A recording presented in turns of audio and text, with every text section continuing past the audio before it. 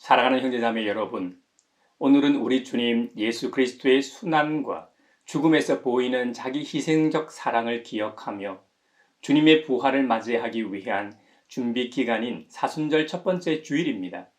불순종한 죄로 인하여 우리가 받아야 할 고통과 슬픔, 우리가 겪어야 할 징벌과 고난을 하나님의 외아들 예수 그리스도께서 대신 받게 하심으로 우리를 구원하신 하나님 아버지께서 우리를 부르십니다.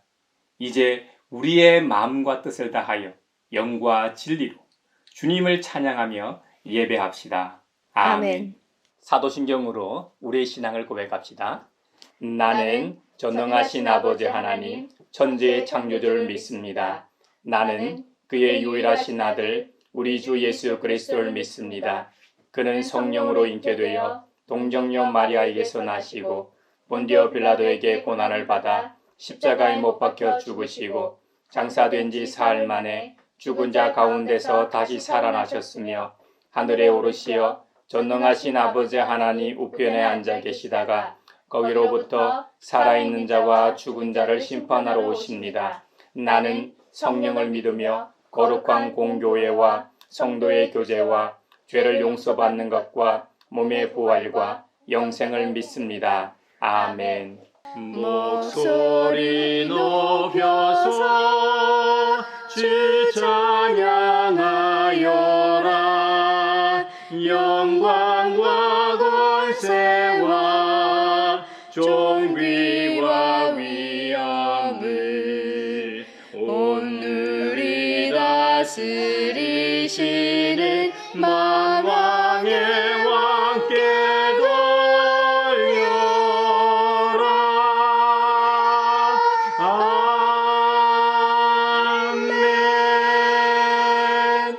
다윗의 시, 주님, 내 영혼이 주님을 기다립니다. 나의 하나님, 내가 주님께 의지하였으니 내가 부끄러움을 당하지 않게 하시고 내 원수가 나를 이기어 승전가를 부리지 못하게 해주십시오. 주님을 기다리는 사람은 수치를 당할 리 없지만 함부로 속이는 자는 수치를 당하고야 말 것입니다. 주님의 길을 나에게 보여주시고 내가 마땅히 가야 할 그 길을 가르쳐 주십시오. 주님은 내 구원의 하나님이시니 주님의 진리로 나를 지도하시고 가르쳐 주십시오. 나는 종일 주님만을 기다립니다. 주님, 먼 옛날부터 변함없이 베푸셨던 주님의 긍휼하심과 한결같은 사랑을 기억하여 주십시오. 내가 젊은 시절에 지은 죄와 반역을 기억하지 마시고 주님의 자비로우심과 선하심으로 나를 기억하여 주십시오. 주님은 선하시고 올바르셔서 죄인들이 돌이키고 걸어가야 할 올바른 길을 가르쳐 주신다. 겸손한 사람을 공의로 인도하시며 겸비한 사람에게는 당신의 뜻을 가르쳐 주신다. 주님의 언약과 계명을 지키는 사람을 진실한 사랑으로 인도하신다. 아멘. 내 친구 되신 예수님 날 구원하시려고 그 귀한 몸을 버리사 내 죄를 대속했네. 나 주님을 늘 믿으며 그 손을 의지하고 내 몸과 마음을 바쳐서 끝까지 충성하리. 만일 우리가 죄가 없다고 말하면 우리는 자기를 속이는 것이요 진리가 우리 속에 없는 것입니다. 우리가 우리 죄를 자백하면 하나님은 신실하시고 의로우신 분이셔서 우리 죄를 용서하시고 모든 불의에서 우리를 깨끗하게 해 주실 것입니다.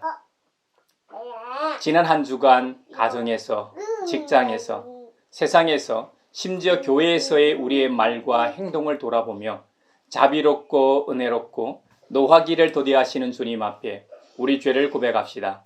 주님께서 저에게 은총을 베푸시는 것이 사실이면 우리의 악과 우리의 죄를 용서해 주시고 모든 불의에서 우리를 깨끗하게 해주시고 우리를 주님의 자녀로 삼아 주시옵소서. 내 마음속을 비추시는 주님, 어둠에서 나를 지켜주소서.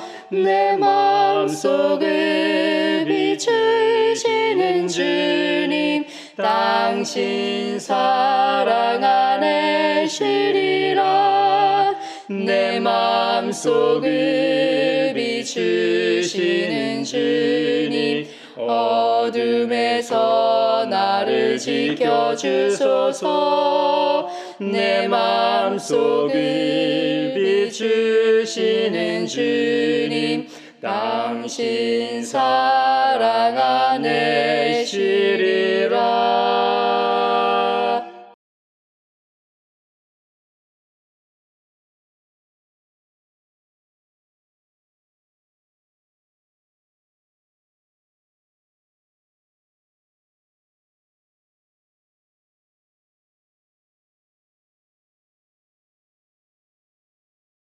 제가 여러분에게 전하는 소식은 하나님은 빛이시요 하나님 안에는 어둠이 전혀 없다는 것입니다. 그러므로 하나님께서 빛 가운데 계신 것과 같이 우리가 빛 가운데 살아가면 우리는 서로 사귐을 가지게 되고 하나님의 아들 예수님의 피가 우리를 모든 죄에서 깨끗하게 해 주십니다.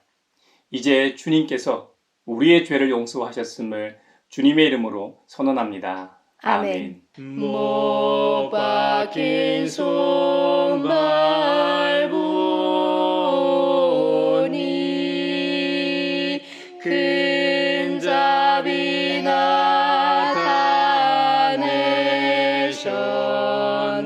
나타내셨네. 가시로 만든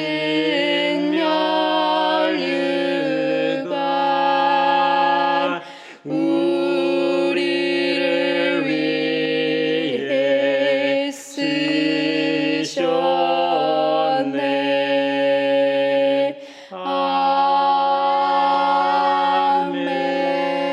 아멘. 오늘 우리에게 주신 구약의 말씀은 창세기 9장 8절에서 17절입니다. 하나님의 말씀을 경청하십시오. 하나님이 노아와 그의 아들들에게 말씀하셨다. 이제 내가 너희와 너희 뒤에 오는 자손에게 직접 언약을 세운다. 너희와 함께 있는 살아 숨쉬는 모든 생물, 곧 너와 함께 방주에서 나온 새와 집짐승과 모든 들짐승에게도 내가 언약을 세운다. 내가 너희와 언약을 세울 것이니 다시는 홍수를 일으켜서 살과 피가 있는 모든 것들을 없애는 일이 없을 것이다. 땅을 파멸시키는 홍수가 다시는 일어나지 않을 것이다. 하나님이 말씀하셨다.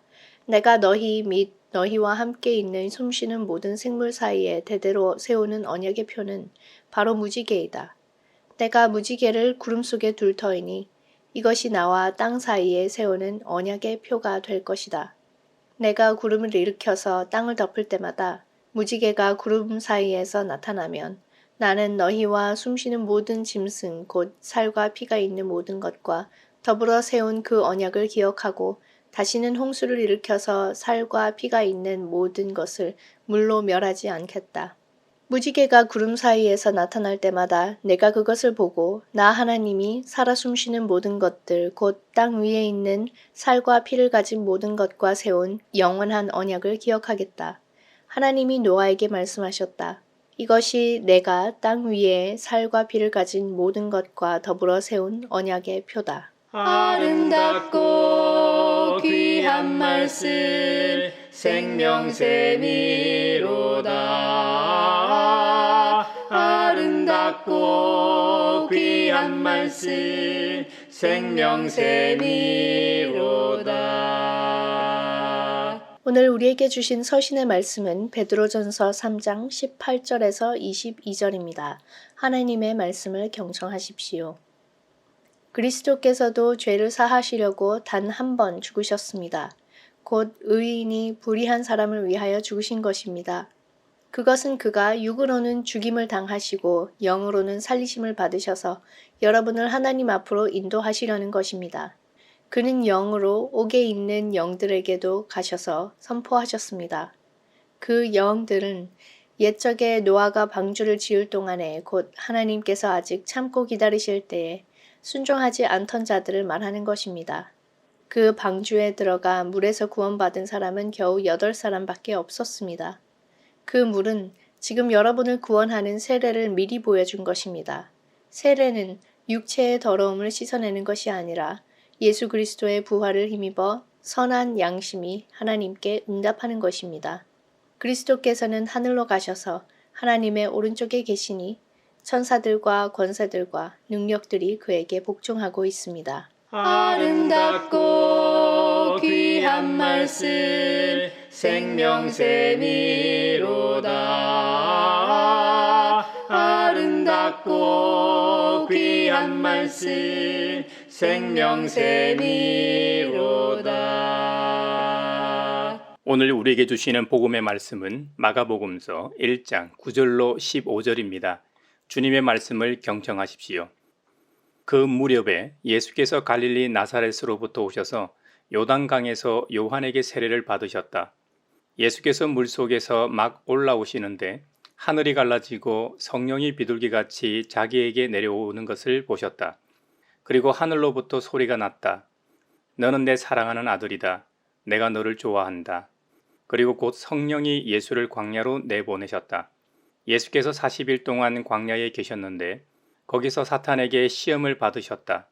예수께서 들짐승들과 함께 지내셨는데 천사들이 그의 시중을 들었다.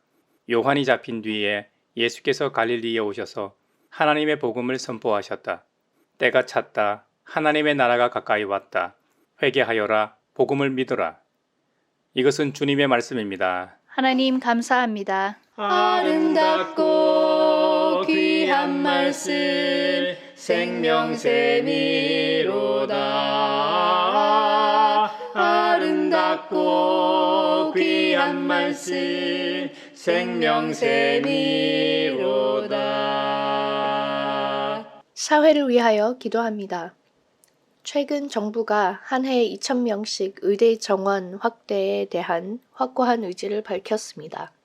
이에 반발해 전국의 154명의 전공의들이 사직서를 제출했고 19일까지 서울의 빅5 병원의 전공의들이 사직서를 내고 20일에 근무를 중단한다고 선언했습니다. 정부는 출근하여 진료를 하지 않으면 결국 법적 조치까지 갈 것이라고 합니다.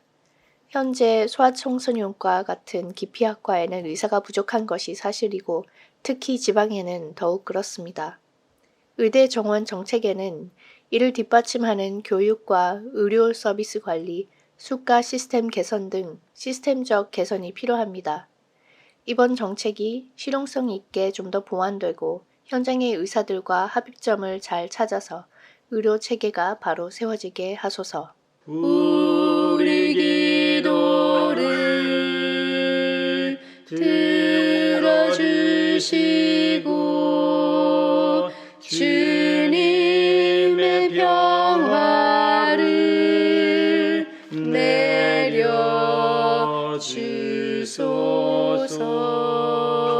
내려주소서.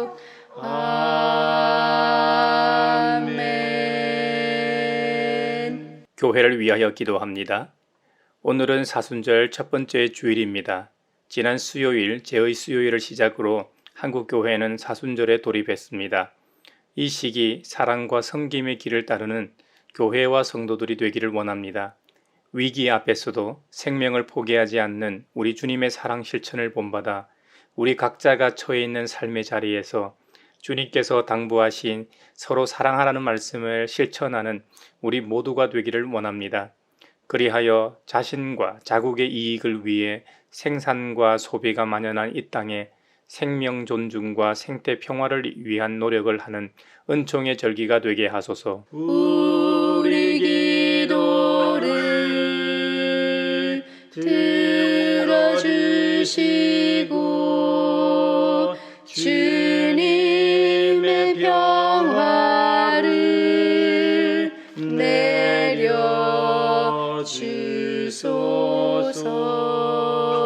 내려주소서.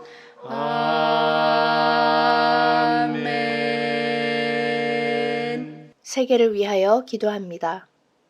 미국에선 올해 대선을 앞두고 음모론이 판치고 있습니다. 여론조사 결과 미국 국민의 18%가 팝스타 테일러 스위프트가 바이든 대통령의 비밀 요원이라고 믿고 있다는 조사가 있습니다. 보수 언론 매체들이 이런 음모론을 재생산하고 나르고 있어 음모론을 믿는 사람의 대부분이 공화당 트럼프 지지자들입니다. 허위 뉴스가 무책임하고 악의적인 언론을 통해 퍼져나가면서 많은 사람들의 현실 감각이 떨어지고 있습니다. 이는 미국 정치와 선거에 악영향을 미치게 되고 대선의 결과가 전 세계에 영향을 줍니다. 허위 정보가 미국과 전 세계에 퍼지지 않도록 언론과 소셜미디어에서 가짜뉴스와 허위를 공정하게 걸러내는 시스템이 잘 만들어지고 작동되게 하시고 개개인은 비판적 판단 능력을 기르게 하소서. 우리 기도를 들어주시고 주님의 평화를 내려주소서.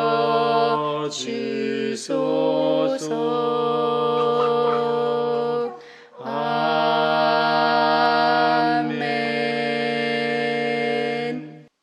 시편 25편에서 다윗은 주님께 인도하심과 도우심을 구하는 기도를 올리고 있습니다. 여기서 우리의 신앙 여정에 적용할 수 있는 몇 가지 교훈을 얻을 수 있습니다. 먼저는 신앙인으로서 다윗의 자세, 태도입니다. 1절에 보면 환난 중에 있던 다윗이 하나님의 인도하심과 도우심을 구할 때 자신의 영혼이 주님을 기다린다고 말합니다. 개역개정판에서는 주님을 우러러보나이다 라고 표현했습니다. 다윗은 자신이 하나님을 향하여 마음을 더 높이며 우러러보고 있다는 고백입니다. 이 행위를 원문에서는 미완료형으로 쓰고 있는데요. 어떤 경우에도 기쁘고 즐거울 때뿐만 아니라 아프고 슬프고 힘들 때도, 실망스러울 때도, 모든 기대와 희망이 사라졌을 때도 하나님을 기대하고 소망하는 행위를 절대로 멈추지 않고 지속적으로 하나님만을 바라고 소망하겠다는 표현입니다. 두 번째는 다윗의 믿음입니다. 시편 25편 2절에 보면 내가 주님께 의지하였다라는 표현이 있습니다. 이것은 단순히 믿고 의지한다는 말이 아닙니다. 다윗과 하나님 사이에 친밀한 관계를 염두에 둔 표현입니다. 하나님께서 아담으로부터 시작하여 다윗에 이르기까지 항상 언약을 통해 약속해 주시고 함께 해 주셨습니다. 하나님의 언약적 성품에 기초한 의지와 믿음입니다. 믿음의 조상 아브라함이 갈대아 우르를 떠나 약속의 땅에 정착하는 과정과 출애굽 과정과 같은 이스라엘 역사를 통해 경험한 하나님의 도우심과 구원의 은총에 대한 확신에 근거한 것입니다. 과거의 경험적 신뢰를 통하여 절대적으로 의지하는 것이죠. 우리는 어떤 사람과 관계를 맺을 때는 경험을 통해 더 깊은 신뢰를 쌓게 되어 있습니다. 다윗은 누구보다도 주님과 친밀한 관계를 맺고 있던 사람입니다. 목동 시절부터 아버지 이새의 양떼를 들에서 지킬 때 사자와 곰으로부터 지킬 수 있었던 것은 하나님께서 함께 하셨기 때문에 가능했죠. 다윗이 물맷돌을 제 아무리 잘 사용한다고 해도 사자나 곰을 상대로 이기기는 거의 불가능합니다. 오직 하나님의 은혜가 아니었다면 다윗은 존재하지 않을 겁니다. 왕이 되는 과정에서도 수많은 적들이 다윗의 목숨을 노렸습니다. 그때마다 그를 구원해 주신 분이 하나님이십니다. 그는 그 누구보다도 하나님과 동행하는 사람이었습니다. 여호와 하나님의 영에 크게 감동되었다고 성경은 증언하고 있습니다. 마지막 세 번째로는 주님의 도, 주님의 진리로 인도하시는 주님의 말씀을 따랐다는 점입니다. 우리에게 있는 이 성경의 말씀들을 따라 행했습니다. 믿음의 사람은 믿음의 여정 동안 몸과 마음이 무엇을 따라 살아가야 하는지 잘 보여줍니다. 하나님께서는 주님의 도로 주님의 길을 보여주셨습니다. 주님께서 보여주신 그 길을 다윗은 마땅히 걸어갔습니다. 이것이 진리를 따라 사는 사람의 모습입니다. 오늘날 주님의 도, 주님의 길은 이 성경에 있습니다. 우리는 이 성경의 말씀대로 걸어가고 생각하고 말하고 행하고 있습니까? 만약 우리가 다윗처럼 주님의 인도하심과 도우심을 구하고 기도한다면 다윗처럼 어떤 경우에도 주님만 바라보며 의지하는 자세가 필요합니다. 다윗이 하나님과의 경험에서 우러나오는 깊은 친밀한 관계를 형성했던 것처럼 우리도 우리의 삶 속에서 체험한 경험적 신뢰를 통해 절대적으로 의지할 수 있는 은총이 있기를 바랍니다. 혹시 체험적 신앙이 적거나 없어 염려하는 분이 있을지도 모르겠습니다. 그러나 걱정하지 마십시오. 아직 여러분이 경험하지 못한 분이라고 해도 하나님은 여전히 여러분을 사랑하십니다. 당신을 사랑하시기에 구원하셨고 당신이 지금 이 자리에 있는 것입니다. 하나님을 믿기만 하십시오. 그분은 신실하신 분입니다. 그리고 주님께서 우리에게 주신 생명의 말씀인 이 성경의 가르침과 나침반대로 살아가는 우리 모두가 되길 원하고 바라고 기도하며 축원합니다. 창세기 9장에 보면 창조주 하나님께서 노아와 새 언약을 맺으시는 장면이 나옵니다. 여러분도 잘 아시다시피 태초에 하나님께서 말씀으로 천지 만물을 창조하셨습니다. 그 중에 최고의 하이라이트는 하나님의 형상을 따라 인간을 만드신 장면일 겁니다. 그 인간에게 이 천지 만물을 대리해서 잘 관리하고 다스리라고 청지기적 문화 대명령의 언약을 맺으셨죠. 그러나 사탄의 꼬임에 그만 넘어가 하나님처럼 높아지려고 했던 인간은 그 언약을 일방적으로 깨버립니다. 이것을 그리스도 교회에서는 불순종의 죄라고 합니다. 불순종으로부터 시작한 죄는 또 다른 죄를 낳고 또 다른 죄들은 온갖 죄들을 양산하게 되었습니다. 창세기 6장에서는 그 죄가 세상에 얼마나 가득 찼었는지 하나님께서 물로 세상을 심판하기로 작정하셨습니다. 태초에 하나님은 사랑으로 바로 이 사랑으로 세상을 창조하셨습니다. 하나님의 속성 중 가장 두드러지는 사랑은 심판 중에도 작동합니다. 그래서 이 피조 세계를 완전히 멸하지 않으시고 노아라는 한 가정을 통해 새 언약을 맺으시고 새롭게 시작하게 하십니다. 물론 태초에 시작하신 것처럼 100% 완전히 없애고 새로 시작할 수도 있지만 그렇게 하지 않으셨습니다. 우리를 구원하시려는 구원의 예표를 위해 범죄한 세상을 완전히 없애지 않으셨던 것이죠. 홍수 심판 후 하나님께서는 노아와 그의 자손들과 새롭게 직접 언약을 세우십니다. 이것이 두 번째 창조라고 할 수 있습니다. 노아를 포함한 8명의 가족만 홍수 심판에서 살아남은 것이 아닙니다. 노아의 방주에 승선했던 짐승들과 새들, 그리고 살아 숨쉬는 모든 생물에게도 언약을 세우셨습니다.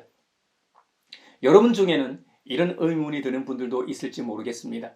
홍수 심판 후 노아와 새 언약을 맺으시면서 하나님께서 분명히 다시는 홍수 심판을 하지 않는다고 하셨는데 오늘날 왜 이런 일들이 반복되고 있느냐고 말입니다. 하나님께서 약속하신 홍수 심판은 전 지구적인 대홍수입니다. 이 세상의 모든 생명체들이 어떤 방법으로도 견뎌낼 수 없는 홍수입니다.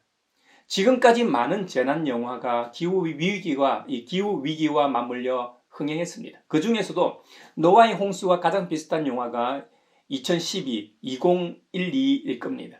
지진, 화산, 폭발, 쓰나미 등 온갖 자연재앙이 몰아닥쳐서 아프리카 대륙을 제외한 지구의 모든 생명체가 멸망한다는 설정입니다. 지구판이 대대적으로 움직여 지구의 지붕이라 불리는 히말라야는 침강하고 아프리카 대륙은 융기하여 남아공에 있는 산맥이 새로운 지구의 지붕이 되는 이야기입니다. 그때 인류는 사람들을 선별해 현대판 방주를 만들어 생명을 이어간다는 설정이죠. 그런데 진짜로 하나님께서 홍수로 다시 심판하신다면 이런 인간들의 노력들은 아무 소용이 없을 겁니다. 성경에 기록된 노아 홍수 때를 보면 하나님께서 땅에 있는 샘들이 터지며 하늘의 문들이 열려 40주야를 비가 땅에 쏟아지게 하셨고 150일 동안 물이 땅에 넘쳐나게 하셨다고 기록합니다. 물이 온 땅에 가득하며 천하의 높은 산이 다 잠겼다고 합니다. 2012 재난 영화처럼 쓰나미가 히말라야를 덮쳐 모든 것을 다 휩쓰는 가운데서도 에베레스트나 7, 8천 미터급 산들은 넘지 못했습니다. 그 위로 피하면 살 수 있는 거 아니냐 하고 반문할 수도 있을 겁니다. 하지만 그것도 불가능합니다. 고산 등정을 하는 전문 산악인들도 7, 8,000m급 고산에서는 며칠을 버티기 어렵습니다. 그러니 일반인들이 그곳에서 홍수가 사라지길 기다린다는 것은 불가능한 일입니다. 또 영화 2012에서 나오는 인간이 만든 방주로도 생존하기 어려울 겁니다. 그 옛날에는 150일 동안만 물이 창일했지만 방주 안에 식량이 다 떨어질 때까지 물이 줄어들지 않는다면 결국 방주에 탄 사람들도 죽게 될 겁니다. 하지만 다행스럽게도 하나님께서는 다시는 홍수로 심판하지 않으신다고 약속하셨고 그 약속은 무지개 언약으로 세워졌습니다. 지금 전 세계적으로 발생하고 있는 홍수나 쓰나미는 하나님의 심판이 아닙니다. 인간의 탐욕이 만들어낸 인재성 자연재해입니다.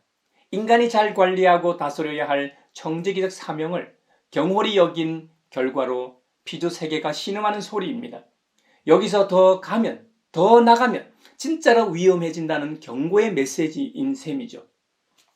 하나님께서 무지개를 통해 세우신 새 언약은 예수 그리스도 우리의 구원자의 예표입니다. 예수님 이전에 사람들이 무지개를 통해 하나님의 새 언약을 기억했던 것처럼 오늘날 우리는 예수님의 십자가를 통해 우리를 구원하시는 하나님을 기억하며 감사하게 됩니다. 지난 수요일, 제의 수요일, 성회 수요일이라고도 부르는 참회 수요일부터 시작된 사순절은 우리를 구원하신 하나님을 좀 더 깊이 묵상할 수 있는 시간들입니다. 우리는 이 사순절기를 통해 영광된 부활절을 맞이하는 연습을 하게 됩니다. 사순은 넉사자에 열흘 순이 합쳐진 글자로 10일이 4번 더해진 날이라는 의미이죠. 근데 제의 수요일부터 시작된 사순절이 부활절 직전까지 세어보면 사실 46일입니다. 사순절은 40일이라고 했는데 왜 46일인가 하는 의문이 들 수도 있죠. 그리스도 교회에 있어 가장 중요한 절기가 부활절입니다. 부활절이 어떤 날입니까? 하나님의 아들, 우리의 구원자, 예수 그리스도의 부활을 기념하는 날이죠. 오늘날 우리가 지키는 일요일은 안식일의 개념이 아닙니다. 정확한 안식일은 토요일이고 일요일은 주님의 날로 우리 주님 예수님께서 부활하신 작은 부활절로서 기념하는 날입니다. 매 주일이 부활절인 셈이죠. 그래서 주일 6번을 빼면 정확히 40일이 되는 것이죠. 초대교회 성도들은 가장 심한 박해기였지만 심한 핍박과 고난에 시달리는 현실에 있으면서도 날마다 주님의 날을 기다리고 이 날에 모이면 주님의 부활을 축구하면서 기쁨과 소망을 가진 예배를 드렸습니다. 특별히 부활절 때에 초대교회에서는 예수 그리스도 우리 주님 안에서 새로운 생명, 영원한 구원을 주신 하나님의 뜻을 기리고 감사하면서 세례식을 베풀었습니다. 6월절이 출애굽하여 홍해를 건넌 뒤에 노예 상태에서 완전히 해방돼 자유함을 얻은 사건의 기념이었다면 초대교회에서는 세례를 그리스도 우리 주님과 함께 죽고 새 생명으로 다시 태어나 하나님 안에서 참 자유함을 얻는 사건으로 보았던 것이죠. 4세기 말의 부활절은 교회에서 거룩한 세례를 받기 위한 가장 중요한 절기가 되었습니다. 결국 교회는 세례와 깊은 관계가 있는 부활절을 맞이하기 위해 자연스럽게 준비하는 기간을 갖게 되었습니다. 그 기간이 바로 사순절입니다. 믿음의 선배들은 그토록 귀중하고 소중한 부활절을 맞이하기 위해 그 전에 십자가의 순환을 명상하고 금식하며 회개하는 가운데 세례를 준비했습니다. 새로이 세례받는 교인들과 함께 감격의 부활주의를 맞이하였던 것이죠. 이것이 사순절의 역사적 배경입니다. 그러나 사순절을 지키기 시작할 시점에는 예수 그리스도의 십자가의 순환을 명상하고 회개하는 기간으로 시작되었다기보다는 세례 지원자들을 위한 마지막 준비 단계로서 시작했습니다. 초대교회인 1세기에는 40시간 동안만 지켰습니다. 예수님께서 무덤 속에서 40시간 동안 있었던 것과 관련이 있습니다. 금요일 오후부터 일요일 새벽 미명까지 40시간 동안 무덤 속에 계셨다고 믿었기 때문입니다. 이것이 3세기에 이르러서는 부활주일 전 한 주간을 준비하는 기간으로 좀 더 늘려 지키다가 후에 30일로 늘어났다 다시 325년 니케아 종교회의에서 처음으로 40일로 정하게 됩니다.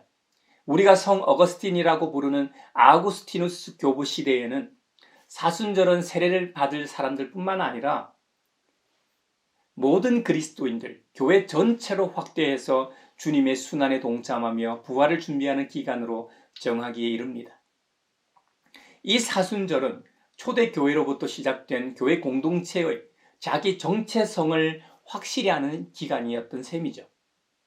특히 세례 안에서 그리스도인들은 예수 그리스도의 죽음과 부활에 동참하게 됩니다. 그래서 오늘날 대부분의 교회에서 부활절 날 세례식을 거행하는 이유가 여기에 있습니다. 오늘날 우리가 제의 수요일부터 시작하여 부활절 직전까지 정하여 사순절을 지키는 전례는 주후 6세기의 그레고리 1세 교황 때부터입니다. 부활절은 음력을 주로 사용하죠. 낮과 밤의 길이가 같은 날인 춘분으로부터 첫 번째 만월, 보름달 후 첫 주일이 부활절이 됩니다. 혹시 보름달이 주일이면 그 다음 주일이 부활절이 됩니다. 이 날은 325년 니케아 공의회에서 결의한 것입니다. 그래서 매년 부활절은 3월 22일에서 4월 25일 사이에 오게 됩니다. 부활절 날짜로부터 거꾸로 46일을 계수하기 때문에 부활절 날짜가 달라질 때마다 제의 수요일과 사순 시기도 달라지는 것이죠. 제의 수요일은 2월 4일부터 3월 11일 사이에 옵니다. 이날 회개를 상징하는 베옷을 입고 그 위에 재를 뿌렸습니다. 베옷을 입고 재를 뿌린 행위는 모두 다 성경에 쓰는 회개를 상징하는 것들입니다. 그래서 교회는 옛날부터 신자들의 머리 위에 재를 뿌리면서 너는 헐기니 흙으로 돌아감을 기억하라 라는 창세기 3장 19절 말씀을 말하는 관습을 가지게 되었습니다. 그래서 우리 가양교회에서도 창립 후 매년마다 제의 수요일에 재를 이마에 십자가 모양으로 바르는 의식을 행하고 있습니다. 우리 그리스도인들에게 사순절은 매우 중요한 절기입니다. 그래서 누군가는 사순절 동안 40일 새벽 기도를 하기도 하고 성경 통독을 하기도 하고 자선이나 나눔을 실천하기도 합니다. 심지어 금식을 하기도 합니다. 저마다 겪은 생활을 하면서 부활절을 맞이하는 은혜로운 시간인 것이죠. 우리는 이 은혜로운 시간에 부활의 원인이 되시는 예수 그리스도의 십자가를 평소보다는 더 깊이, 더 넓게 생각하고 또 생각하고 생활 속에서 경험하는 시간이 되길 바랍니다. 우리 주님께서는 하나님과의 사이를 갈라놓은 이 죄의 문제를 해결하기 위해서 단 한 번 죽으셨습니다. 죄가 없으신 분이 불의하고 죄가 있는 존재들을 위해 죽으신 것이죠. 우리를 하나님께로 인도하시기 위함입니다. 앞선 노아의 홍수와 방주 이야기를 했었는데요. 노아의 방주는 구원선이고 그 당시 세상을 뒤덮은 물은 누구에게는 심판의 도구였고 노아의 8명의 식구에게는 구원의 도구였습니다. 물에 의해 물로부터 구원받은 사람은 고작 8명이었습니다. 오늘날 우리가 세례를 받을 때의 물이 그와 같은 일을 합니다. 구원의 예표가 세례입니다. 베드로전서 3장에 의하면 오늘날 물로 행하는 세례는 육체의 더러움을 씻어내는 것이 아닙니다. 우리의 살갗에 묻은 이 더러움을 씻어주는 것이 아닙니다. 예수 그리스도의 부활을 힘입어 깨끗해진 선한 양심을 갖게 해줍니다. 그리고 우리를 하나님 앞에 세우는 물이 세례입니다.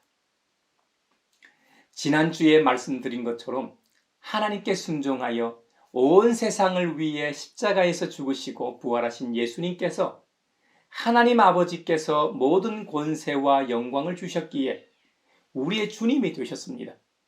부활하신 후 예수님께서는 하늘로 가셔서 하나님의 오른쪽 우편에 계시면서 천사들과 권세자들에게 이르기까지 만물과 모든 이들에 대한 최종 결정권을 쥐고 계십니다. 그리고 주님이 말씀하신 것을 또한 이루십니다.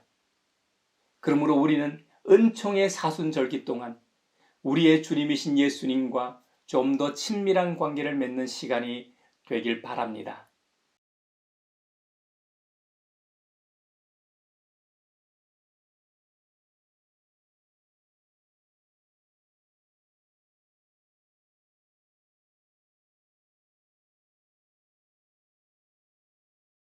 내게 있는 모든 것을 주를 위해 드리네.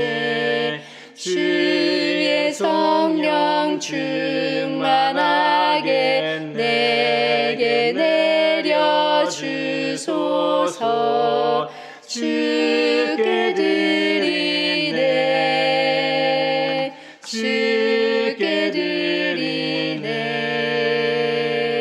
사랑하는 구주 앞에 모두 드리네. 아멘.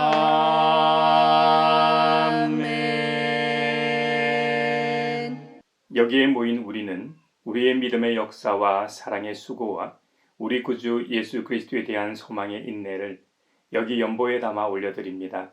주님께서 말씀하신 대로 인색함으로나 억지로 하지 않고 베드로, 야고보, 요한 세 제자가 변화산에서 주님의 현현을 경험하고 일평생 헌신했던 것처럼 우리도 주님과 동행하는 모든 곳에서 성삼위 하나님의 인재와 현현을 경험하게 하심에 감사하여 각각 그 마음에 정한 대로 즐거운 마음으로 바치오니 향기로운 예물이 되게 하소서. 은혜의 주님, 우리의 정성을 어여삐 여기시어 주님께서 베푸신 은혜에 비하면 보잘것없지만 말씀하신 대로 미리 구별하여 드리오니 기쁘게 받으시옵소서.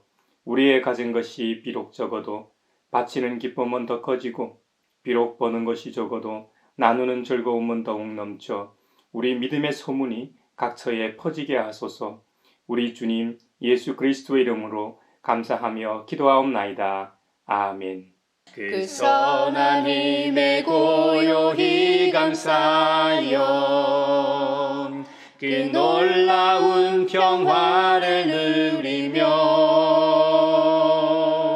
나 그대들과 함께 걸어가네. 나 그대들과 한 해를 여네. 주께서 밝히신 작은 촛불이 어둠을 헤치고 타오르네. 그 빛에 우리 모두 하나 되어 온 누리에 비추게 하소서. 그 선한 힘이 우릴 감싸시니 믿음으로 일어나릴 기대하네. 주 언제나 우리와 함께 계셔 하루 또 하루가 늘 새로워. 서로 평화 인사를 나눕시다. 주님의 주님의 평화를 평화를 빕니다. 빕니다. 주님을 평화를 빈다 얘들아. 주님의 평화가 여러분과 함께 하시길 바랍니다. 이제 축도하겠습니다. 우리를 위하여 자신의 외아들을 십자가에 내어주시고 구원하신 하나님께서 여러분에게 복의 복을 내려주셔서 언제 어디서나 여러분을 지키시기를 원하며 주님께서 그분의 인자한 얼굴을 여러분에게 비추사 필요에 따라 물질과 건강과 은혜 베푸시기를 원하며 주님께서 여러분이 하는 일과 가정과 자녀들과 함께 하시길 원하며 주님의 몸된 하나의 거룩하고 보편적인 사도적인 모든 교회와 우크라이나 러시아 전쟁과 이스라엘 하마스 전쟁이 종식되어 샬롬의 은혜가 있길 원하며 세계 곳곳에서 벌어지고 있는 기후 위기로 인한 자연재해와 인간의 욕망으로 인한 폭력, 테러, 온갖 차별로 인해 고통받고 있는 모든 사람들이 빨리 일상으로 돌아가길 원하며 한반도 평화 통일과 또한 함께 하시길 원하며 이 시간에도 하나님 나라와 예수 그리스도 복음 전파를 위해 수고하고 있는 선교사들과 함께 하시길 원하며 오늘 말씀처럼 우리 주님의 십자가 순환과 부활을 깊고 넓게 묵상하고 감사하는 사람들 위에 평강 주시기를 성부와 성자와 성령의 이름으로 축원하옵나이다. 아멘.